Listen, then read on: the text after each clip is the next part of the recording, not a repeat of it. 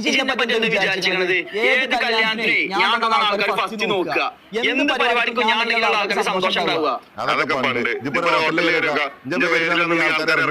ഞാൻ കാര്യം ചോദിക്കട്ടെ, അന്ന് തിന്നിട്ടേ ആൾക്കാർക്ക് എന്താ കിട്ടുന്നത്? അന്ന് തിന്നു കഴിഞ്ഞാല് മര്യാദക്കൊന്നും കക്കൂസ് പോകാൻ പറ്റൂല.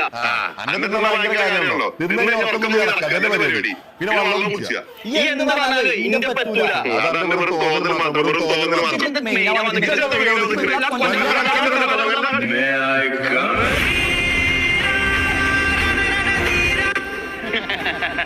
എന്താ പ്രശ്നം? എന്തോ ഹോട്ടലിൽ പോയ ഞാനാണ് മെയിന്, ഇവനാണ് മെയിൻ എന്നൊക്കെ പറയണല്ലോ. പിന്നെ കല്യാണത്തിന് പോയ ആരോ ഒരാൾ ഇവിടെ മെയിനാണ് എന്നൊക്കെ പറയണു. അത് ഞാനാ പറഞ്ഞത്. അത് ഞാൻ പെട്ടെന്ന് ആവേശത്തില് ഓനോട് പറഞ്ഞാണ് ഒരു തമാശക്ക്.